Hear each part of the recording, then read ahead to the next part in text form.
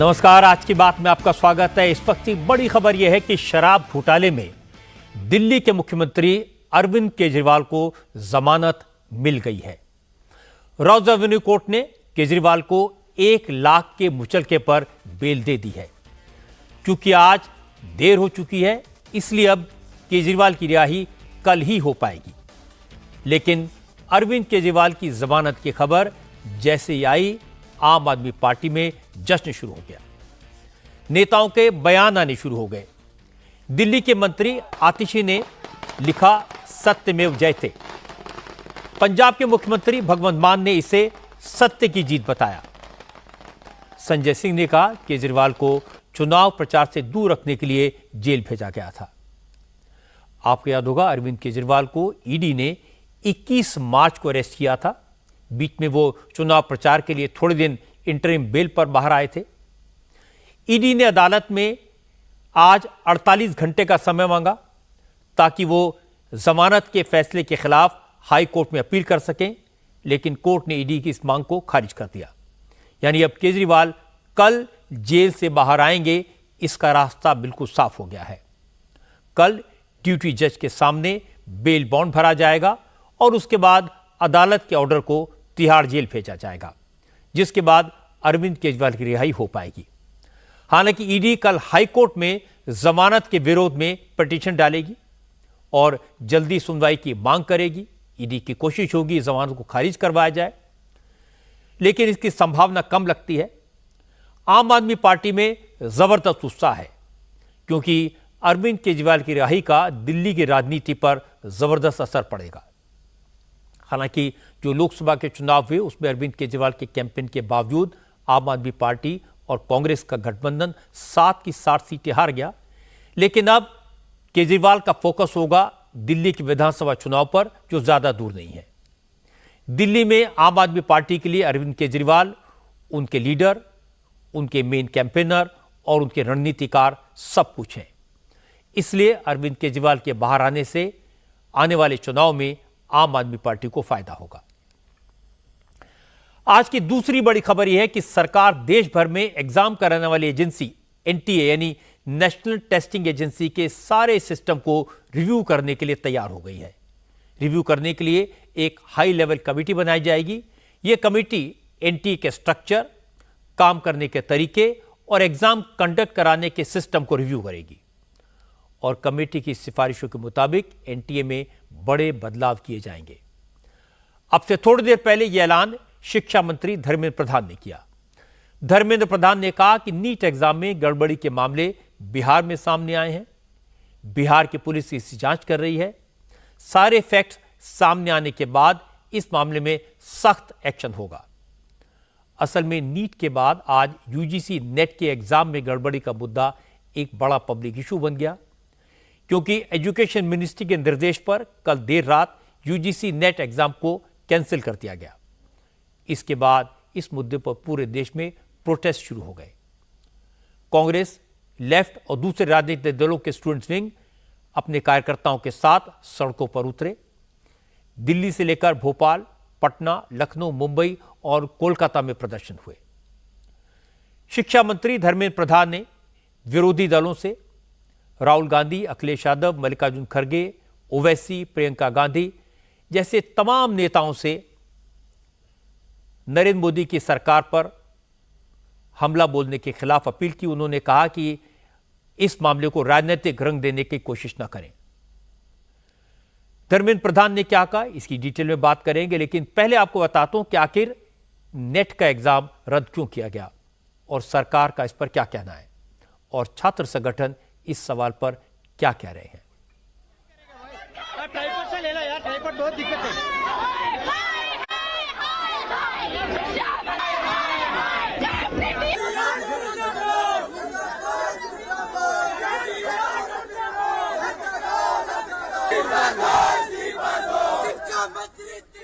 ये तस्वीरें देश के अलग अलग हिस्सों में सरकार के खिलाफ सड़कों पर उतरे स्टूडेंट्स की हैं।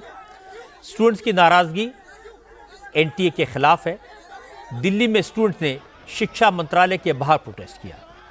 शिक्षा मंत्री धर्मेंद्र प्रधान के घर के बाहर भी नारेबाजी की। लखनऊ में स्टूडेंट्स ने यूनिवर्सिटी के सामने मोर्चा खोला। एजुकेशन मिनिस्ट्री के खिलाफ नारे लगाए, पैम्फलेट बांटे और शिक्षा मंत्री के इस्तीफे की मांग की।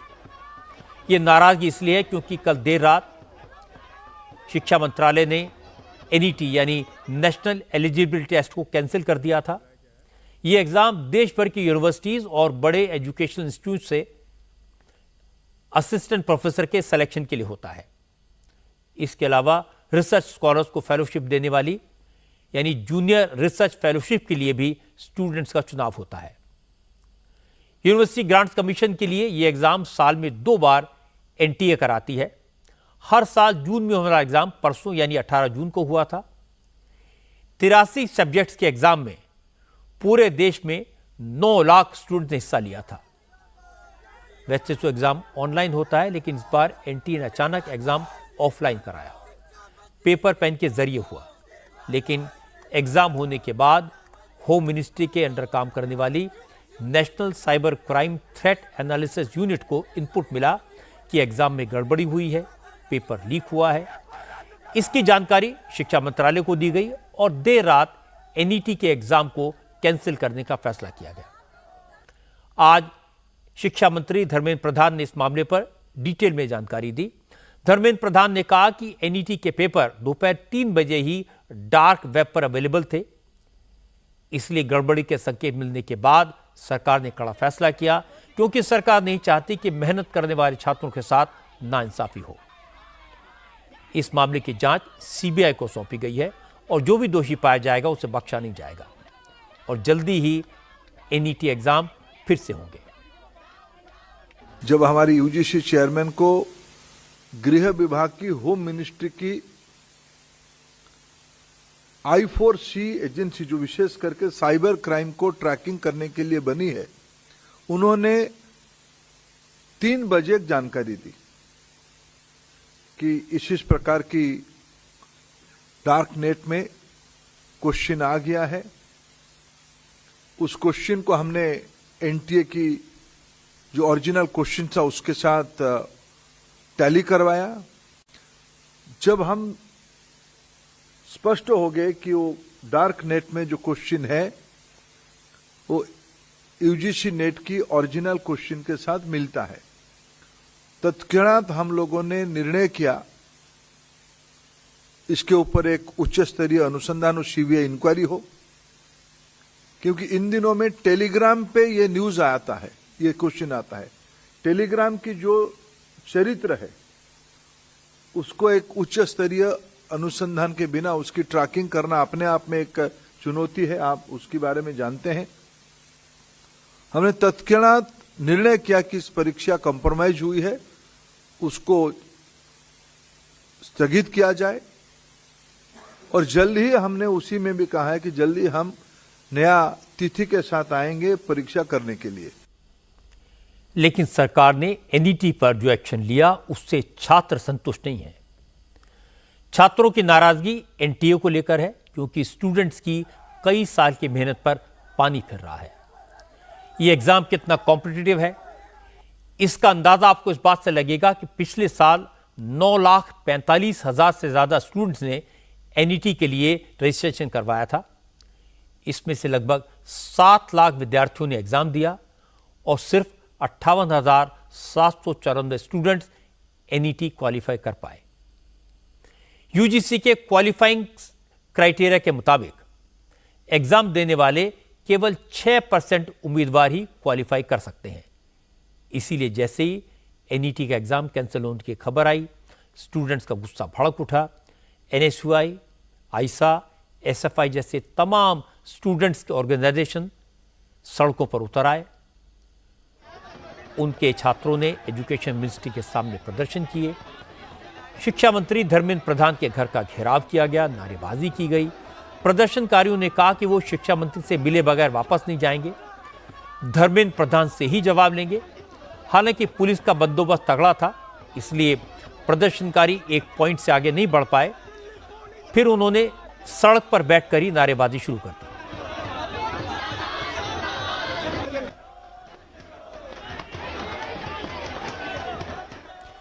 स्टूडेंट्स की मांग है कि नेशनल टेस्टिंग एजेंसी को भंग किया जाए, क्योंकि ये एक भी एग्जाम फूल प्रूफ तरीके से नहीं करवा पा रही। नेशनल ठग एजेंसी हर एग्जाम साबित हो चुका है कि किसी काबिल नहीं है। हमसे पूछा जाता है कि हम एलिजिबल है कि नहीं, इनसे पूछिए ये एग्जाम दे पाने के लिए एलिजिबल है कि नहीं, इनका कोई इंटरेस्ट टेस्ट होता है कि नहीं, इनका कोई ईमानदार है कि नहीं। लाखों लाख छात्रों के भविष्य के साथ खिलवाड़ करने के लिए गवर्नमेंट की सैलरी पर, टैक्स पेयर्स की सैलरी पर ये इन ऑफिस में एसी रूम्स में बैठे हुए हैं। नीट का एग्जाम हो, सीयूईटी हो, हाल ही में एसईटी हो, नेट का एग्जाम हो, इन सभी एग्जाम्स में दान लीक करके, पेपर लीक करके, कॉम्प्रोमाइज करके छात्रों के भविष्य के साथ खिलवाड़ करने के लिए ये यहाँ पर बैठे हुए बेशर्मों की तरह। हमारी डिमांड है सुप्रीम कोर्ट की निगरानी में यहाँ पर इंक्वायरी हो। ये मैं एडमिट कार्ड लेके आई हूँ, मैंने 18 जून को अपना एग्जाम दिया, मैं दिल्ली यूनिवर्सिटी की स्टूडेंट हूँ। यहाँ पे इतनी कड़ी परिस्थितियों में मिसमैनेजमेंट के साथ मैंने अपना एग्जाम दिया है और उसके बाद क्या निकल के आ रहा है, हमने एग्जाम दिया और कल हमें नोटिस दिया जा रहा है कि एग्जाम कैंसिल है, नेट वैलिड ही नहीं है। मैं चाहती हूँ कि धर्मेंद्र प्रधान जो अगर एसी में बैठा हुआ है वो बाहर आए, भरी गर्मी में, भरी धूप में स्टूडेंट से बात करें, उनकी मांगों का जवाब दे। हम लोगों को बुरी तरह डिटेन किया जा रहा है। एनटीए एक फेल्ड ऑर्गेनाइजेशन बन चुकी है जिसको रद्द करना बहुत जरूरी हो गया है। इसके लिए हम आज प्रोटेस्ट कर रहे हैं। यूजीसी नेट का जो एग्जाम हुआ है उसका पेपर लीक हुआ है, इसके बावजूद भी कुछ दिन पहले, एक हफ्ते पहले ही नीट का पेपर लीक हुआ था, उसके बाद भी एनटीए ने उससे कुछ नहीं सीखा। उसके बावजूद भी हम लोगों को व्हाट्सएप फॉरवर्ड्स मिलता है कि 5,000 रुपए में नेट का पेपर बिक रहा है व्हाट्सएप ग्रुप्स में। आज इसीलिए हम लोग यहाँ पे धरना दे रहे हैं, प्रोटेस्ट कर रहे हैं। हमें असॉल्ट किया जा रहा है, यहाँ पे घुसने नहीं दिया जा रहा है। हम एक चीफ डेलीगेशन का मांग कर रहे हैं, हम जाएंगे और हमारी बात को सामने से रखेंगे। पेपर लीक होते हैं, अभी यूजीसी के नेट के पेपर लीक होते हैं, ये क्या तमाशा लगा के रखा है। शिक्षा मंत्री को इस्तीफा देना होगा। वैसे तो नेट का इम्तिहान देने के लिए कोई एज लिमिट नहीं है, लेकिन जो लोग इस एग्जाम में बैठते हैं उनके ऊपर तरह तरह के प्रेशर होते हैं। एज बढ़ने से दूसरे मौके हाथ से निकलने का डर होता है, इसलिए एग्ज़ाम कैंसिल होने से स्टूडेंट्स बहुत निराश हैं। उनका कहना है कि एग्ज़ाम से पहले ही इसमें गड़बड़ी की खबरें आने लगी थी। भोपाल में कुछ छात्रों ने दावा किया कि भोपाल में नेट का पेपर 5-5 हज़ार रुपये में बिक रहा था। इसके मैसेज कई दिन से सोशल मीडिया पर वायरल थे। कुछ छात्रों ने कहा उन्होंने तो ये बात भी सुनी है कि कई जगह एग्जाम सेंटर पर स्टूडेंट्स की जगह किसी और को परीक्षा में बिठाया गया। पेपर लीक हुआ है, इसकी वजह से पेपर मतलब एग्जाम को कैंसिल आउट करना पड़ा, but they are not accept, कोई नहीं कर रहा है कि पेपर लीक हुआ है। Then second one is like biometric वाला जो फॉर्म होता है कि we just go and give thumbs, because हम जैसे एंट्री करते हैं फिजिकल फॉर्म में चेकिंग होती है, then it's come to our eye की चेकिंग होती है एंड थंब की चेकिंग होती है। हमें थंब इम्प्रेशन देना पड़ता है, then they give us the stickers and then जाना पड़ता है। तो उनका ये है कि थंब इम्प्रेशन देने के बाद जैसे कोई क्वालिफाइड कर चुका है कोई नेट एग्जाम, एग्जैक्टली, एंड कोई क्वालिफाइड कर चुका है, now on the behalf of me that person is going to give the exam. अच्छा। तो आपका कहने का मतलब है कि जो थंब इम्प्रेशन जो रखते हैं तो किसी के बिहाफ पे वो देते हैं, ऐसी गड़बड़ियां बाद में पकड़ाई कि ये थंब उनका नहीं है जिन्होंने फॉर्म भरा, जिसके चलते शायद, क्योंकि ये तो ऑफलाइन एग्जाम था तो साइबर क्राइम शायद, इसलिए आपका कहने का अर्थ ये है। बिल्कुल सर। शिक्षा मंत्री धर्मेंद्र प्रधान ने कहा कि स्टूडेंट्स की शिकायत वाजिब है और ये उनकी जिम्मेदारी है कि वो सबकी शिकायतें दूर करें। शिक्षा मंत्री ने कहा सरकार इसके लिए पूरी ताकत से कोशिश कर रही है। एक अनफॉर्चुनेट इंसिडेंट हुई है, हम एक चुनौती भरा समय में गुजर रहे हैं। मैं इस बीच में कुछ विद्यार्थियों को मिला, कुछ अभिभावकों को भी मिला, कई विद्यार्थियों की मेल मेरे को आती है, बहुत सारे लोगों की नाराजगी मेरे पास आती है। उनकी नाराजगी वाजिब है, ये प्रजातंत्र है, लोगों की बात हमें सुननी है और उनके लिए जो न्यायोचित मार्ग होगा, जस्ट एंड लॉफुल होगा, उसको करना सरकार की दायित्व बनता है। मैं हमारी सरकार की तीसरी पारी में मैं बिल्कुल जिम्मेवारी के साथ आश्वस्त करता हूं, आपको धीरे धीरे दूध का दूध, पानी का पानी स्पष्ट हो जाएगा। कई चीज अपने आप में समय के हिसाब से स्पष्ट हो ही गया है। सरकार की मंशा बहुत ही पवित्रता के साथ मैं कहूं स्पष्ट है। भारत को आगे ले जाने के लिए हमारी युवा शक्ति ही माध्यम है। उनको कोई भी प्रकार की असुविधा जाने अनजाने में हो, हम नहीं चाहेंगे। क्योंकि पूरा मामला सेंसिटिव है, करोड़ों युवाओं की भावनाओं से जुड़ा है, इसलिए पॉलिटिकल पार्टीज के स्टूडेंट विंग के साथ साथ पार्टियों के बड़े बड़े नेता भी मैदान में कूदे। सबको इसमें एक अपॉर्चुनिटी दिखाई दी। मल्लिकार्जुन खड़गे, राहुल गांधी, अखिलेश यादव, उद्धव ठाकरे से लेकर असदुद्दीन ओवैसी तक सबने सरकार को कोसा। अखिलेश यादव ने कहा मोदी सरकार बच्चों के भविष्य से खिलवाड़ कर रही है, देश के फ्यूचर को बर्बाद कर रही है। खड़गे ने कहा कि परीक्षा पर चर्चा करने वाले प्रधानमंत्री आखिर पेपर लीक पर कब चर्चा करेंगे। और इसके बाद तो राहुल गांधी ने परीक्षाओं में गड़बड़ी के लिए सीधे सीधे प्रधानमंत्री नरेंद्र मोदी को जिम्मेदार ठहराया। राहुल गांधी ने कहा कि संघ के लोगों ने देश के एजुकेशन इंस्टीट्यूशंस पर कब्जा कर लिया है, इसी वजह से हर एग्जाम में कॉम्प्रोमाइज हो रहा है। राहुल ने कहा कि जब तक एजुकेशन इंस्टीट्यूशन से संघ के लोगों का कब्जा खत्म नहीं होगा, पेपर लीक की घटनाएं नहीं रुकेंगी। राहुल गांधी ने कहा अब विपक्ष मजबूत है, इसलिए सरकार की मनमानी नहीं चलेगी। कांग्रेस पेपर लीक का मुद्दा संसद में जोर शोर से उठाएगी। कहा जा रहा था कि नरेंद्र मोदी जी ने यूक्रेन की लड़ाई रोक दी थी। मतलब एक ऑर्डर देके जो रूस और यूक्रेन के बीच में लड़ाई चल रही थी उसको रोक दिया था, ब्रेक लगा दी थी। इजराइल और गाजा के बीच में जो लड़ाई चल रही थी उसको भी नरेंद्र मोदी जी ने रोक दिया था। मगर किसी ना किसी कारण जो हिंदुस्तान में पेपर लीक हो रहे हैं उसको नरेंद्र मोदी रोक नहीं पा रहे हैं या रोकना नहीं चाहते हैं। मध्य प्रदेश में व्यापम हुआ और अब उस व्यापम को नरेंद्र मोदी जी और उनकी सरकार पूरे देश में फैलाने का काम कर रही है। पेपर लीक का कारण है कि सारे के सारे वाइस चांसलर्स, एजुकेशन सिस्टम को बीजेपी के लोगों ने, उनके पेरेंट ऑर्गेनाइजेशन ने कैप्चर कर रखा है। जब तक ये कैप्चर रिवर्स नहीं किया जाएगा तब तक पेपर लीक चलता जाएगा। इस कैप्चर को फैसिलिटेट नरेंद्र मोदी जी ने किया है और ये एक एंटी नेशनल एक्टिविटी है, क्योंकि ये देश का भविष्य है और इससे हिंदुस्तान के युवाओं को, स्टूडेंट्स को जबरदस्त चोट पड़ती है। पेपर लीक का इशू सेंसिटिव है, ये देश के लोगों की भावनाओं से जुड़ा है, लेकिन राहुल गांधी ने इसे खामखा अपनी आदत के मुताबिक नरेंद्र मोदी और आरएसएस से जोड़ दिया। राहुल गांधी को जवाब दिया बीजेपी के सांसद सुधांशु त्रिवेदी ने। सुधांशु त्रिवेदी ने कहा सरकार लाखों छात्रों के साथ नाइंसाफी नहीं होने देगी और इस मामले के सभी दोषियों पर कड़ाई से एक्शन होगा, लेकिन राहुल गांधी को पेपर लीक मामले पर बोलने का कोई हक नहीं है, क्योंकि वो तो खुद चुनाव में तीसरी बार फेल हुए हैं। सुधांशु त्रिवेदी ने पूछा जब राजस्थान में दर्जनों बार एग्जाम के पेपर लीक हुए तब राहुल गांधी कहां थे। कि नीट परीक्षा के मुद्दे के ऊपर जब सरकार पूरी तरीके से सतर्क है, संवेदनशील है,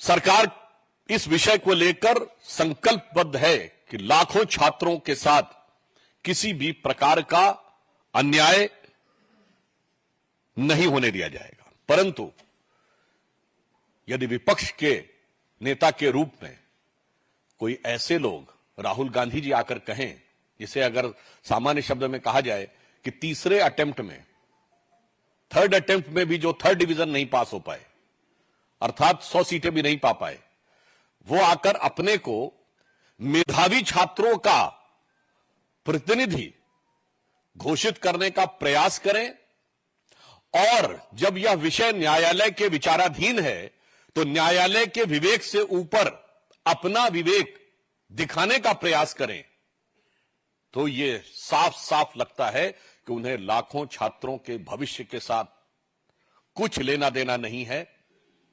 उन्हें सिर्फ इस विषय के ऊपर अपनी राजनीति करनी है, ठीक वैसे ही जैसे राजस्थान में 1.5 दर्जन के लगभग पेपर लीक के मामले हुए थे, श्री राहुल गांधी जी ने एक शब्द उसके बारे में कभी बोला था?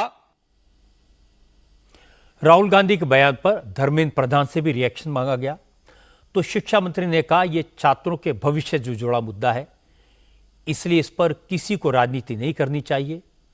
वो भी राहुल गांधी को कोई जवाब नहीं देंगे, राजनीति नहीं करेंगे।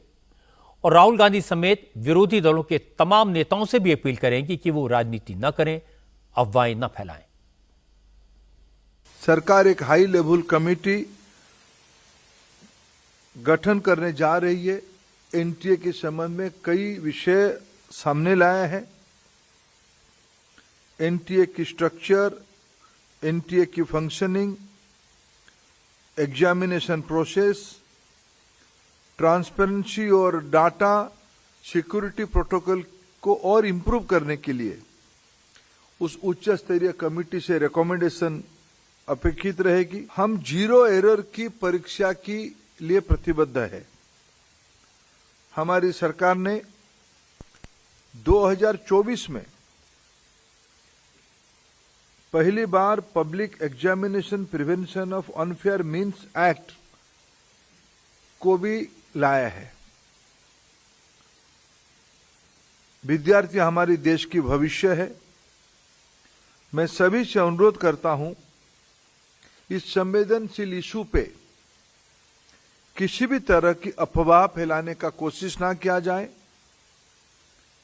या सारे चीजों को राजनीतिक दृष्टि से देखा ना जाए। राहुल गांधी भी कमाल करते हैं और उनको सपोर्ट करने वाले दूसरे राजनीतिक दल भी उसी रास्ते पर चल पड़े हैं। पूरे चुनाव के दौरान राहुल ये गिनाते रहे कि रोजगार जाति के आधार पर क्यों नहीं मिलते, एडमिशन जाति के आधार पर क्यों नहीं होते। मीडिया वालों से उनकी जात पूछते थे, बड़ी बड़ी कंपनियों के सीईओ और मैनेजिंग डायरेक्टर्स की जात गिनाते थे।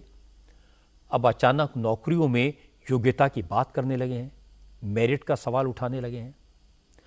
राहुल कह रहे हैं कि पेपर लीक में जो अपराधी हैं उनको पकड़कर सजा दो, लेकिन उन्होंने यह नहीं बताया कि तेजस्वी यादव का अगर नाम आया तो उनकी भी जांच की जाए या नहीं। ये राजनीति नहीं तो और क्या है। राहुल गांधी ने मध्य प्रदेश के व्यापम का जिक्र किया, लेकिन राजस्थान में गहलोत सरकार के पेपर लीक मामले को बड़ी सफाई से भूल गए। एक तरफ राहुल ने कहा कि पेपर लीक के खिलाफ सख्त कानून बनाना चाहिए, दूसरी तरफ भारत की जो नई न्याय संहिता बनी है उस पर वो लगातार सवाल खड़े करते हैं। ये दोहरे मापदंड नहीं तो और क्या है। इसीलिए कहा गया है, जिनके घर शीशे के बने हों उन्हें दूसरों पर पत्थर नहीं फेंकने चाहिए। आज नेट का एग्जाम कैंसिल होने के साथ साथ नीट के एग्जाम में गड़बड़ी का इशू और बड़ा हो गया, क्योंकि आज इस बात के कुछ और सबूत सामने आए कि नीट के एग्जाम का पेपर भी लीक हुआ था। बिहार में जिन 4 स्टूडेंट्स अनुराग यादव, अभिषेक कुमार, आयुष कुमार और शिवनंदन कुमार को नीट एग्जाम के पेपर लीक केस में गिरफ्तार किया गया है, उन्होंने कबूल किया कि उन्हें पेपर एग्जाम से एक दिन पहले रात में ही मिल गया था। उन्होंने जिन सवालों के जवाब रटे थे वही सवाल पेपर में आए। समस्तीपुर के रहने वाले अनुराग यादव ने तो पुलिस को दिए अपने बयान में साफ साफ कहा कि वो कोटा में कोचिंग कर रहा था, लेकिन उसके फूफा सिकंदर यादवेंद्र ने उससे कहा कि वो कोटा से वापस आ जाए। नीट परीक्षा की सेटिंग हो गई है, पढ़ने की कोई जरूरत नहीं है। और इसके बाद अनुराग पटना वापस आ गया। पटना में सिकंदर ने अनुराग को 4 मई की रात को अमित आनंद और नीतीश कुमार के पास छोड़ दिया, जहां उसे नीट एग्जाम का पेपर और आंसर शीट दे दी गई और फिर एक एक सवाल का जवाब रटवाया गया। अनुराग ने बताया कि दूसरे दिन परीक्षा में वही सवाल आए जो उसने रटे थे। अनुराग यादव ने यह बयान पटना के शास्त्री नगर थाने की पुलिस के सामने दिया है। इसी तरह अभिषेक कुमार, आयुष कुमार और शिवनंदन कुमार ने भी पुलिस के सामने अपने बयान दिए हैं और माना कि सिकंदर यादवेंद्र के जरिए उन्हें नीट का पेपर और आंसर शीट दी गई, जिसे रटकर वो पेपर देने गए थे और परीक्षा में हूबहू वही सवाल आए। अब इस पूरे मामले को लेकर केंद्र सरकार के गृह मंत्रालय और शिक्षा मंत्रालय ने बिहार पुलिस की इकोनॉमिक ऑफेंस यूनिट से डिटेल्ड रिपोर्ट मांगी है। साथ ही बिहार ईओई के एडीजी नैयर हसनैन खान को दिल्ली तलब किया है। मैं आपके माध्यम से देश के विद्यार्थियों को आश्वस्त करना चाहता हूं, सरकार के सामने विद्यार्थियों की हित सर्वोपरि है। जो भी कोई व्यक्ति उसमें संश्लिष्ट होगा उसको दंडित किया जाएगा। ये मामला जो सामने आया तो जो आपका शुरुआती रिएक्शन था उसमें ये था कि कोई गड़बड़ी नहीं हुई है, क्या अधिकारियों ने आपको गलत तरीके से ब्रीफ किया था? उस दिन विषय था ग्रेस मार्क की। मैं उस दिन पहले दिन जाके विभाग को कामकाज संभालने के लिए पहुंचा था। उसी दिन आदरणीय सुप्रीम कोर्ट ने एक टिप्पणी दिया था कि विभाग ने जो एनटीए ने जो सुझाव दिया है कि री एग्जामिनेशन की, उसको सुप्रीम कोर्ट ने एंडोर्स किया था। लेकिन बाद में ध्यान में आया कि इसके उपरांत कुछ जगह पे और गड़बड़ियों की ध्यान में आई, जो अंततः फाइनली पटना के आसपास कहीं इस प्रकार की घटना ध्यान में आई है। बिहार पुलिस उसको संभाल भी लिया है। उसकी जो मूल गुनहगार है और जो समस्या है उसकी पैमाना कितना है उसको बिहार पुलिस ने एक निर्णायक स्थिति तक ले जा रहा है। उस समय की जानकारी के ऊपर मैंने कुछ कहा था, लेकिन मैंने दूसरे ही दिन इसको कहा था कि कोई भी व्यक्ति हो उसको छोड़ा नहीं जाएगा और कोई भी विद्यार्थी के हितों को अनदेखा नहीं किया जाएगा। देवेंद्र प्रधान ने हमारे पॉलिटिकल राइटर देवेंद्र पाराशर को बताया कि उनके पास जानकारी है कि पटना में नीट का पेपर लीक हुआ था और हमें यह पता है कि लीक कराने वाला शख्स सिकंदर यादवेंद्र है। सिकंदर यादवेंद्र पटना के दानापुर नगर परिषद में जूनियर इंजीनियर है। सिकंदर ने ही चारों स्टूडेंट्स के लिए पटना में ठहरने का इंतजाम कराया था और इस काम में प्रीतम नाम के शख्स ने सिकंदर की मदद की। प्रीतम तेजस्वी यादव के पर्सनल सेक्रेटरी हैं। प्रीतम डिप्टी कलेक्टर रैंक का अफसर है। इस केस में जिस अनुराग यादव ने पटना पुलिस के सामने पेपर लीक की बात कबूल की है, वो वही स्टूडेंट है जो नीट के एग्जाम से एक दिन पहले पटना में NHAI के सरकारी गेस्ट हाउस में अपनी मां के साथ ठहरा था। और जांच में ये बात सामने आई कि गेस्ट हाउस के एंट्री रजिस्टर में अनुराग ठाकुर के लिए गेस्ट हाउस में कमरा प्रीतम के कहने पर बुक किया गया था। आज बिहार के deputy chief minister Vijay Sinha ने कहा कि 1 मई को प्रीतम ने गेस्ट हाउस में फोन किया, लेकिन ड्यूटी पर तैनात कर्मचारी प्रदीप कुमार ने उस फोन को नजरअंदाज कर दिया। इसके बाद 4 मई की सुबह दोबारा प्रीतम का फोन आया और सिकंदर के नाम से कमरा बुक करने के लिए कहा गया, जिसके बाद कमरा बुक हो गया। विजय सिन्हा ने प्रीतम के फोन कॉल डिटेल्स के स्क्रीनशॉट सामने रख दिए। विजय सिन्हा ने कहा कि तेजस्वी यादव जब मंत्री थे तब से प्रीतम उनके साथ है और सिकंदर यादवेंद्र वो शख्स है जिसने जेल में लालू यादव की खूब सेवा की है। विजय सिन्हा ने कहा अब तेजस्वी को बताना चाहिए ये रिश्ता क्या कहलाता है। ये प्रीतम कुमार यहीं पर पीएस थे जब ये मंत्री विभाग के थे तेजस्वी यादव जी और इसीलिए वो मंत्री शब्द का वहां उपयोग करवा लिए। तेजस्वी जी अपने आज सचिव प्रीतम कुमार के संदर्भ में स्पष्ट करें कि वो आज भी उनके आप सचिव हैं और गिरफ्तार जेई सिकंदर यादवेंदु के संदर्भ में खुलासा करें कि कौन है ये सिकंदर कुमार यादवेंदु। रांची जेल में मुख्यमंत्री नीतीश कुमार, मुख्यमंत्री लालू प्रसाद यादव जी जब बंद थे तो इनके सेवा सुरसा में लोग कहते हैं कि लगे रहते थे। प्रीतम कुमार ने गेस्ट हाउस में कमरा बुक करने के लिए जिस व्यक्ति से फोन पर बात की थी उसका नाम प्रदीप कुमार है, जो PWD विभाग का कर्मचारी है। आज प्रदीप कुमार ने माना कि प्रीतम कुमार ने उन्हें फोन किया था और गेस्ट हाउस में कमरा बुक करने के लिए कहा था। प्रीतम जी ने हमको फ़ोन किया था जो सिकंदर कुमार के नाम से कमरा बुक कराने के लिए। फिर 1 तारीख को रात में फिर उन्होंने दोबारा 4 को कहा था। हमने कहा था रिक्वेशन के लिए, तो उन्होंने कहा रिक्वेशन उनके द्वारा दे दिया जाएगा। तो हमने अकॉर्डिंगली मैसेज वहाँ के कनीक अविंदा को कर दिया, उनको फ़ोन पर बता दिया ऐसा ऐसा है, बाद में वो रिक्वेशन भी देंगे। और हमने अधीक्षण अविंदा को भी बता दिया था निवासाल आवंटन की कार्रवाई। किसके नाम से बुक हुआ रूम? हुआ या नहीं इसकी जानकारी नहीं, हमने सिर्फ मैसेज किया था। NHA की कुछ वहाँ पे लोग हैं उसको। हाँ, क्योंकि इस मामले में तेजस्वी यादव का नाम आ गया तो बीजेपी के नेता और केंद्रीय मंत्री गिरिराज सिंह को भी मौका मिला। गिरिराज सिंह ने तो सीधे सीधे यही कह दिया कि नीट के पेपर लीक में तेजस्वी यादव का हाथ है। घोटाला आरजेडी के डीएनए में है और आज नीट परीक्षा में क्लियर हो गया कि तेजस्वी यादव के सहयोगी ने उसको बुक कराया था और ये आज जो पेपर लीक हुआ है नीट का, उसमें तेजस्वी यादव का हाथ है। और इसके बाद नीतीश कुमार की पार्टी जेडीयू के प्रवक्ता नीरज कुमार ने कहा कि तेजस्वी यादव वैसे तो हर मुद्दे पर बोलते हैं, खूब बोलते हैं, ट्वीट भी करते हैं, लेकिन इस बार ऐसा क्या है कि उनकी बोलती बंद हो गई है। माननीय तेजस्वी यादव जी, आप हर एक घटना पर बोलते हैं,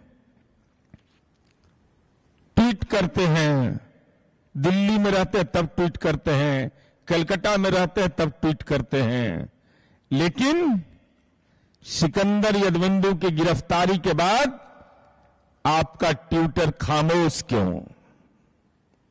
आपकी जुबान बंद क्यों है? कौन है गुनाहगार? राष्ट्रीय जनता दल को यह हम स्पष्ट करने के लिए कह रहे हैं कि क्या तेजस्वी यादव जी के प्राइवेट सेक्रेटरी प्रीतम हैं? क्या तेजस्वी यादव के प्राइवेट सेक्रेटरी प्रीतम के रिश्तेदार सिकंदर यादवेंदु हैं? ट्वीट करिए ना, ट्वीट पर ही जवाब दीजिए आप। बीजेपी और जेडीयू के सवाल का जवाब आरजेडी के सांसद मनोज झा ने दिया। मनोज झा ने एक तस्वीर दिखाई जिसमें नीट एग्जाम में धांधली के आरोपी नीतीश कुमार और अमित आनंद की तस्वीर बिहार के उप मुख्यमंत्री सम्राट चौधरी के साथ है।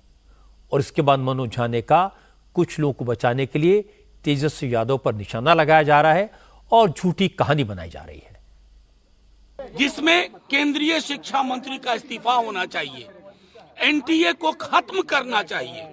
उसकी जगह पे क्या चर्चा चल रही है बिहार में कि गेस्ट हाउस बुकिंग किसने करवाई। आप सब ये तस्वीर देख रहे हैं, शक्ति जी ये तस्वीर ऊपर कर दीजिए। इसमें जो शख्स दिख रहा है, इसमें जो शख्स दिख रहा है उसका नाम अमित आनंद है। कबूलनामा है, कन्फेशन ऑफ गिल्ट है। दूसरा व्यक्ति नीतीश कुमार है जिसका कन्फेशन ऑफ गिल्ट है। और ये तमाम चीज होने के बावजूद गेस्ट हाउस की एक कहानी बनाई जा रही है। नीट के एग्जाम में गड़बड़ी के खिलाफ प्रोटेस्ट करने वाले छात्रों के एक डेलीगेशन ने आज दिल्ली में राहुल गांधी से मुलाकात की। राहुल गांधी ने इन लोगों को भरोसा दिलाया और कहा वो इस मामले में सरकार पर प्रेशर बनाएंगे और जिन छात्रों को इसकी वजह से नुकसान हुआ उन्हें इंसाफ दिलाएंगे। राहुल ने कहा कि दोषी चाहे जो भी हो उसके खिलाफ कड़ी कार्रवाई होनी चाहिए। बिहार का भैया हमने कहा है कि इंक्वायरी होनी चाहिए और जो भी जिन्होंने भी पेपर लीक कराया है उनके खिलाफ कार्रवाई होनी चाहिए। लेकिन मामला सिर्फ पॉलिटिकल नहीं है। हैरान करने वाली बात आपको बताता हूं, नीट के एग्जाम से करीब 1.5 महीने पहले 24 मार्च 2024 को बिहार में एक शख्स ने दावा किया था कि इस बार नीट का पेपर भी लीक होगा। इस व्यक्ति का नाम है विजेंद्र गुप्ता और यह बिहार में शिक्षा भर्ती परीक्षा का पेपर लीक करने का आरोपी है। विजेंद्र ने जेल में बंद विशाल चौरसिया, अजीत और अजय चौहान जैसे कुछ लोगों का नाम लिया था और एडवांस में कह दिया था कि नीट का पेपर लीक होना तय है। मुझे जानकारी ये मिली है कि विशाल चौरसिया लोगों को ये बोल रहा था कि इस बार मैं नीट का काम करके दूंगा, चाहे जैसे होगा दावे के साथ। तो नीट एग्ज़ाम कंडक्ट करने वाली जो भारत सरकार की जो भी एजेंसियाँ संस्थान है उनको ये सोचना पड़ेगा कि क्या ब्लेसिंग में ही प्रिंटिंग के लिए टेंडर गया है। अगर ब्लेसिंग कौशिक के कंपनी में गया है तो फर्जीवाड़ा कोई रोक नहीं सकता। नीट का एग्ज़ाम कंडक्ट करने वाली संस्थान ध्यान दें कि इस बार विशाल चौरसिया जेल में भी रह के नीट कर लेगा। यदि जहाँ तक मेरी जानकारी है शायद सही होगा कि नीट का पेपर भी ब्लेसिंग में ही प्रिंट होने के लिए गया है। एजेंसी जो भी हो, एजेंसियां जो भी हो जो टेंडर ली होगी, लेकिन प्रिंटिंग अगर वहाँ हो रहा है तो नीट फिर भी सुरक्षित नहीं रहेगा इस बार। और ये बात सच साबित हुई। अब हमारे सामने सवाल है कि शिक्षा मंत्रालय ने एनईटी में एक्शन ले लिया, एग्जाम कैंसिल कर दिए, केस सीबीआई को दे दिया, पर नीट के मामले में एक्शन लेने में देर क्यों हो रही है? इसे समझने की जरूरत है। यह सही है कि एनईटी के इशू पर जैसे ही होम मिनिस्ट्री से इनपुट मिला कि पेपर लीक हुआ है, 4-5 घंटे में एक्शन हो गया। पर जब नीट का रिजल्ट आया था उस वक्त चुनाव चल रहा था, किसी को एग्जाम और नतीजे पर ध्यान देने की फुर्सत नहीं थी। जब सरकार बनी, प्रोटेस्ट हुए, रिजल्ट में गड़बड़ दिखाई दी तो कान खड़े हुए। लेकिन एनटीए ने उस वक्त भी मिसलीड किया। एनटीए ने कहा कि मामला ग्रेस मार्क्स का है जो एक आदमी की मूर्खता और गलती के कारण हुआ है। लेकिन जब गोधरा का मामला उठा, जब पटना में पेपर लीक की बात सामने आई, तो शिक्षा मंत्री को भी एहसास हुआ कि मामला गंभीर है, इसका असर व्यापक है। अब तक जो जांच हुई है उसके मुताबिक सरकार को लगता है कि पटना का केस लोकलाइज्ड है। पटना पुलिस की जांच जैसी पूरी होगी, इसमें सख्त एक्शन होगा। अगर जरूरत पड़ी तो मामला सीबीआई को जांच के लिए सौंप दिया जाएगा। अगर जांच में यह लगा कि मामला लोकलाइज नहीं है, स्थानीय नहीं है, इसका असर बड़े पैमाने पर हुआ है, तो फिर पूरा एग्जाम रद्द होगा, रीनीट होगा, इम्तिहान दोबारा करे जाएंगे और यह पूरी तस्वीर जल्दी ही सामने आएगी। लेकिन मुझे लगता है कि इस सवाल को सिर्फ एनईटी और नीट तक सीमित नहीं रखना चाहिए। एग्जाम कहीं भी हो, स्कूल हो या कॉलेज, मेडिकल हो या इंजीनियरिंग का मामला हो, पुलिस की भर्ती हो या फिर रेलवे की भर्ती, हर जगह पेपर लीक की खबरें तो आती हैं। और ये सिर्फ केंद्र सरकार का मामला नहीं है, राज्य सरकारों के एग्जाम्स को लेकर भी इसी तरह के सवाल बार बार उठे हैं। अब की सरकारों पर सवाल उठ रहे हो यह भी नहीं है, पिछली सरकारों पर भी उंगलियां उठती आई हैं। इसीलिए सबसे पहली जरूरत है कि इस मामले में राजनीति न करें, क्योंकि इसमें सबका नाम आता है। सारा टाइम एक दूसरे पर उंगलियां उठाने और एक दूसरे को ब्लेम करने में निकल जाएगा, और आज यही देखने को मिला। आज बिहार से एक और बड़ी खबर आई। पटना हाई कोर्ट ने कास्ट बेस्ड सर्वे के आधार पर आरक्षण का दायरा बढ़ाने वाले राज्य सरकार के कानून को रद्द कर दिया। जब बिहार में आरजेडी और जेडीयू की सरकार थी, उस वक्त जातिगत सर्वे के आंकड़ों के आधार पर सरकारी नौकरियों और एजुकेशन इंस्टीट्यूशंस में schedule caste, schedule tribes, extreme backward class और अदर बैकवर्ड क्लास के आरक्षण की लिमिट 50 से बढ़ाकर 65% कर दी गई थी। इसके खिलाफ कई संगठनों ने हाईकोर्ट में अपील की। पटना हाईकोर्ट ने सुनवाई के बाद 11 मार्च को अपना फैसला सुरक्षित रखा था और आज इसे रद्द करने का ऑर्डर जारी कर दिया। पटना हाईकोर्ट के चीफ जस्टिस के विनोद चंद्रन और जस्टिस हरीश कुमार की डिवीजन बेंच ने जातिगत सर्वे के आधार पर आरक्षण का दायरा बढ़ाने के फैसले को असंवैधानिक बताया, गैर कानूनी बताया, इसे सुप्रीम कोर्ट के फैसले के खिलाफ करार दिया। हाईकोर्ट ने कहा कि दलित और पिछड़े समुदायों को आरक्षण और योग्यता के आधार पर रोजगार में पर्याप्त अवसर मिलते हैं, इसलिए 50% की लिमिट के वायलेशन का कोई लीगल ग्राउंड नहीं बनता। कोर्ट के फैसले के बाद बिहार में अब 50% आरक्षण वाली पुरानी व्यवस्था फिर से लागू हो गई है और जैसे ही कोर्ट का फैसला आया तो राजनीति शुरू हो गई। तेजस्वी ने कहा जब वो सरकार में थे तब कास्ट बेस्ड सर्वे हुआ, आरक्षण की लिमिट बढ़ाई गई, लेकिन अब नीतीश बीजेपी के साथ हैं तो दलितों और पिछड़ों को मिला उनका हक छीन गया। तेजस्वी ने कहा उन्होंने केंद्र की सरकार से अपील की थी कि वो इस बिल को 9वीं अनुसूची में शामिल करा दें, लेकिन बीजेपी ने ऐसा नहीं किया। तेजस्वी ने कहा कि अब तो केंद्र सरकार नीतीश कुमार के भरोसे चल रही है, इसलिए नीतीश को मोदी से हाथ पकड़कर यह काम करवाना चाहिए। दिसंबर के माह में, नवंबर में हम लोगों ने करार कर दिया था ये काम और बढ़ाने का आरक्षण, और दिसंबर में हम लोगों ने भी कैबिनेट में हम लोग की जो महागठबंधन का जो कैबिनेट था, हम लोगों ने भारत सरकार को भी हम लोगों ने रिक्वेस्ट किया था। उसके बाद हम विजय चौधरी वगैरह सब लोग बैठ के प्रेस कॉन्फ्रेंस भी किए थे कि भाई इसको शेड्यूल 9 में जो है डाल दिया जाए ताकि ये सुरक्षित रहे तमिलनाडु के तर्ज पर। लेकिन तब से अब तक 6 महीने हो गए हैं, भाजपा और केंद्र सरकार ने अब तक इस काम को पूरा नहीं किया। हम लोग तो लगातार जो है इसकी लड़ाई लड़े, संघर्ष किए और हम लोगों ने आरक्षण को बढ़वाया हमारी सरकार ने। और बीजेपी के आते ही आप देखिए किस हिसाब से आरक्षण को समाप्त करने का प्रयास किया जा रहा है। माननीय मुख्यमंत्री जी, जनता दल यूनाइटेड लोग इस मामले में चुप है, लेकिन हम अनुरोध करते हैं माननीय मुख्यमंत्री जी से, कई बार आपने प्रधानमंत्री जी के पैर पकड़े हैं, इस बार भी पैर पकड़ करके कम से कम शेड्यूल 9 में जो है आप इसको डलवाने का काम करें। और अगर बिहार सरकार अगर सुप्रीम कोर्ट नहीं जाएगी तो राष्ट्रीय जनता दल सुप्रीम कोर्ट जरूर जाएगी। तेजस्वी यादव बार बार 9 शेड्यूल की बात कर रहे हैं, तो मैं आपको बता दूं कि 9 शेड्यूल क्या है। 9वीं अनुसूची में शामिल किसी भी अधिनियम या प्रावधान पर अदालतों के फैसलों का असर नहीं होता। अदालत या ट्राइब्यूनल के किसी भी फैसले, डिक्री या आदेश के बावजूद ये लागू रहता है। तमिलनाडु में 69% आरक्षण लागू है क्योंकि उसे जयललिता की सरकार ने 1993 में 9 शेड्यूल में शामिल करवा लिया था। बिहार सरकार के सोशल वेलफेयर मिनिस्टर बदन सहनी ने कहा यह बिल 9 शेड्यूल में इसलिए नहीं डाला जा सका था क्योंकि लोकसभा के चुनाव आ गए, आचार संहिता लग गई, नई सरकार का गठन हुआ और तुरंत बाद ही कोर्ट का फैसला आ गया। लेकिन तेजस्वी को इस पर बोलने का कोई हक नहीं है। आरक्षण नीतीश कुमार ने दिया है और इसके लिए लड़ाई नीतीश कुमार ही लड़ेंगे।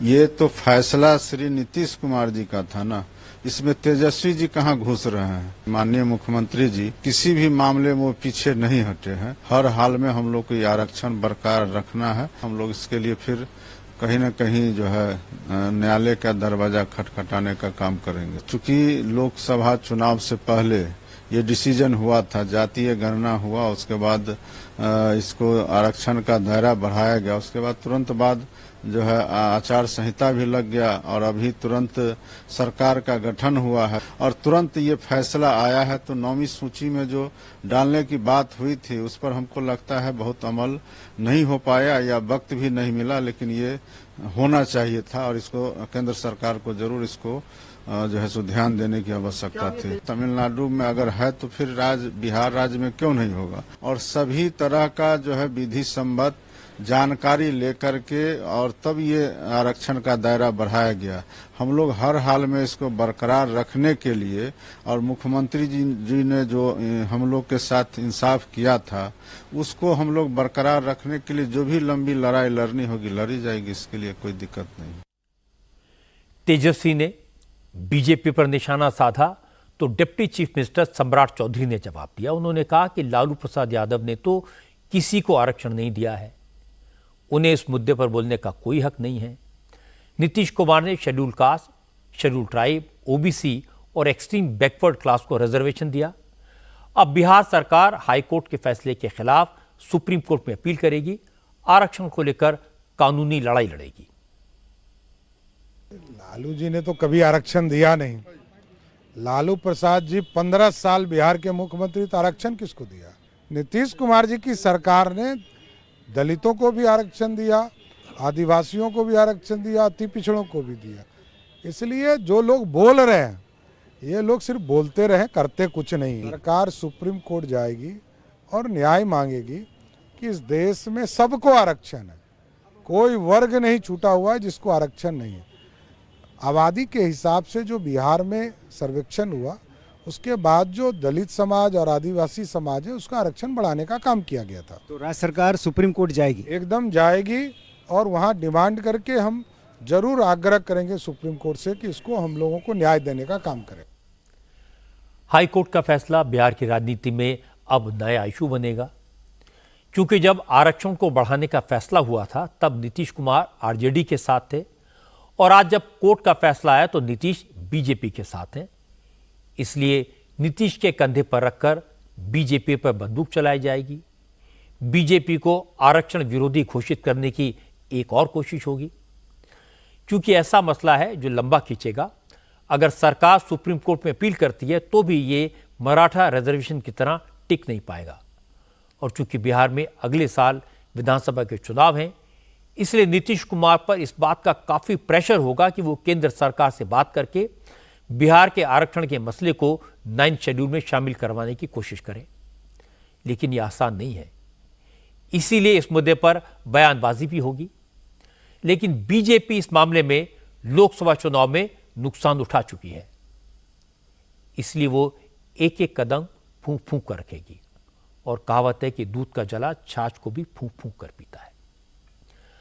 आज केंद्र सरकार ने आपकी एक और बड़ी परेशानी दूर करने की दिशा में कदम उठाया। आजकल हर शख्स अनसॉलिसिटेड या unwanted phone calls, SMS, WhatsApp messages या दूसरे सोशल मीडिया ऐप्स पर आने वाले मैसेजेस से परेशान है, न चाहने वाले संदेश। अब सरकार ने इसे रोकने की तैयारी की है। अनवांटेड कॉल्स और मैसेजेस बंद कराने के लिए सरकार ने गाइडलाइंस तैयार की हैं। कंज्यूमर अफेयर्स मिनिस्ट्री ने टीआरएआई और टेलीफोन कंपनियों, बैंकों और दूसरी कारोबारी संस्थाओं के साथ बात करने के बाद ये गाइडलाइंस तैयार की हैं। मकसद है आपके पास आने वाली बेवजह की कॉल्स और मैसेजेस को रोकना, जो कभी बैंक अकाउंट खोलने, कभी क्रेडिट कार्ड बेचने, कभी रियल एस्टेट के प्रोडक्ट्स या बीमा पॉलिसी जैसी चीजें बेचने के लिए किए जाते हैं। आप नहीं चाहते, फिर भी आपके फोन पर ये मैसेज आते हैं, फोन कॉल आते हैं। मोदी सरकार ने 15 फरवरी को यह गाइडलाइन तैयार करने के लिए कमेटी बनाई थी और अब इन्हें पब्लिक डोमेन में डाला गया है। आप सब इस पर 21 जुलाई तक ईमेल के जरिए अपनी राय सरकार को दे सकते हैं। जनता की राय को एनालाइज करने के बाद प्रमोशनल कॉल्स और मैसेजेस को रोकने वाली ये गाइडलाइंस लागू कर दी जाएंगी। इन गाइडलाइंस में बेवजह के फोन कॉल करने वाले बैंकों, बीमा कंपनियों, रियल एस्टेट एजेंट्स, ब्रोकर्स और दूसरी संस्थाओं को जिम्मेदार माना जाएगा। आने वाले वक्त में ऐसी कॉल्स के लिए 3 अलग अलग सीरीज के नंबर जारी किए जाएंगे। मार्केटिंग, सर्विसेज और सरकारी मैसेज या कॉल्स के लिए अलग अलग नंबर तय हो सकते हैं, ताकि लोग नंबर देखकर फैसला करें उन्हें यह कॉल रिसीव करनी है या नहीं। ऐसी कॉल जो कंज्यूमर्स के अधिकारों के खिलाफ मानी जाती हैं, गाइडलाइन जारी होने के बाद कोई भी आपको बिना परमिशन ऐसे कॉल्स करके, ऐसे मैसेजेस भेजकर परेशान नहीं कर पाएगा। अगर किसी ने ऐसा किया तो उसके खिलाफ कानूनी कार्रवाई होगी। ये सही है कि सब लोग ऐसे फोन और ऐसे मैसेजेस आने से परेशान रहते हैं, जो कभी लोन के नाम पर, कभी प्रॉपर्टी बेचने के नाम पर आते हैं।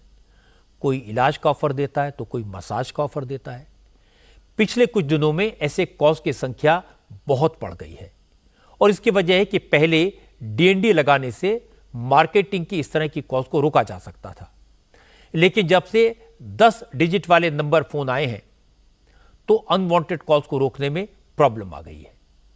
और दूसरी समस्या यह है कि कुछ कंपनियां आजकल सामान बेचने के लिए, लोन के लिए, प्रॉपर्टी बेचने के लिए प्राइवेट नंबर से कॉल करवाने लगी हैं। इसलिए अब नए रूल्स बनाए जा रहे हैं। जब ये नियम लागू होंगे तो प्राइवेट नंबर से कॉल या मैसेज करने वालों को भी कानून के दायरे में लाया जा सकेगा। उत्तर प्रदेश में आज फिर माफिया पर योगी का बुलडोजर चलता हुआ दिखाई दिया।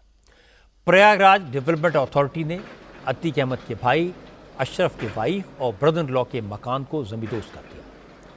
400 स्क्वायर यार्ड में बना यह मकान कानपुर हाईवे के पास सल्लापुर में बना था। वक्फ बोर्ड की जमीन पर अशरफ की वाइफ जैनब और ब्रदर इन लॉ फैजी का कब्जा था। वक्फ बोर्ड ने कब्जे के खिलाफ केस किया था। रेवेन्यू डिपार्टमेंट ने जांच की तो पता चला कि वक्फ की जमीनों पर कब्जा करके जैनब और उसके भाई ने दुकानें बनवाई, उन्हें बेचा, बाकी जमीनों पर अपने लिए मकान बनवाए। वक्फ बोर्ड की अपील के बाद आज डेवलपमेंट अथॉरिटी ने ऐसी एक प्रॉपर्टी पर एक्शन लिया, बुलडोजर से उसे ध्वस्त कर दिया। जिस मकान को गिराया गया उसकी कीमत करीब 3 करोड़ रुपए मानी जाती है। बुलडोजर का एक्शन यही नहीं रुका, सोमवार को जैनब की दूसरी कोठी पर भी बुलडोजर चलेगा। अवैध निर्माण इन्होंने वक्फ की जमीन पर किया हुआ था और इनको उत्तर प्रदेश नगर नियोजन विकास अधिनियम 1973 की धारा 27 के अंतर्गत नोटिस दी गई थी और इनको अपनी वैधानिकता प्रस्तुत करने के लिए और नशत साबित करने के लिए मौका दिया गया, सुनवाई का अवसर दिया गया, परंतु ये निर्धारित अवधि में अपनी सुनवाई में साबित नहीं कर पाए, न तो मकान की वैधानिकता प्रस्तुत कर पाए और न ही ओनरशिप दे पाए, क्योंकि अब साबित उन्हें करना है, उन्हें अवसर दिया गया, वो साबित नहीं कर पाए। हालांकि प्रयागराज में बुलडोजर का मामला लोकल है, लेकिन इसके कई मतलब निकाले जाएंगे। कोई कहेगा बुलडोजर इसलिए चला, ये प्रॉपर्टी मुसलमान की थी, लेकिन वो ये नहीं बताएगा कि प्रॉपर्टी जमीनों पर गैर कानूनी तरीके से कब्जा करके बनाई गई थी। पर इस सेक्शन का एक मतलब साफ है, भले ही लोकसभा चुनाव में सीटें कम मिली हों, लेकिन माफिया के खिलाफ काम करने का योगी का अंदाज न बदला है, न बदलेगा, न योगी के तेवर बदले हैं, न बदलेंगे। प्रधानमंत्री नरेंद्र मोदी आज 2 दिन के दौरे पर जम्मू कश्मीर पहुंचे। मोदी ने श्रीनगर के शेर कश्मीर इंटरनेशनल सेंटर में एक प्रोग्राम में हिस्सा लिया, 1800 करोड़ रुपए के प्रोजेक्ट्स का शिलान्यास किया और नौजवानों को अपॉइंटमेंट लेटर्स बांटे। इसके बाद मोदी ने कहा कि लोकसभा चुनाव में जिस तरह जम्मू कश्मीर के लोगों ने बढ़ चढ़कर हिस्सा लिया, उसने दिखा दिया लोकतंत्र के प्रति घाटी के लोगों का भरोसा और मजबूत हुआ है। मोदी ने कहा वो समय दूर नहीं जब जम्मू कश्मीर में असेंबली के इलेक्शन होंगे और बहुत जल्द जम्मू कश्मीर को पूर्ण राज्य का दर्जा भी दिया जाएगा। जम्मू कश्मीर के लोग लोकल लेवल पर अपने नुमाइंदे चुने, उनके जरिए आप समस्याओं के समाधान के रास्ते खोजें, इससे बेहतर और क्या होगा। इसलिए अब असेंबली इलेक्शन की तैयारी भी शुरू हो चुकी है। वो समय दूर नहीं जब आप अपने वोट से जम्मू कश्मीर की नई गवर्नमेंट चुनेंगे। वो दिन भी जल्द आएगा जब जम्मू और कश्मीर फिर से राज्य के रूप में अपना फ्यूचर और बेहतर बनाएगा। नरेंद्र मोदी ने आज श्रीनगर में लोगों को अटल बिहारी वाजपेयी के जमहूरियत, इंसानियत और कश्मीरियत के सिद्धांत की याद दिलाई। आर्टिकल 370 हटने के बाद कश्मीर में जो फिजा बदली है, उससे जमहूरियत मजबूत हुई है।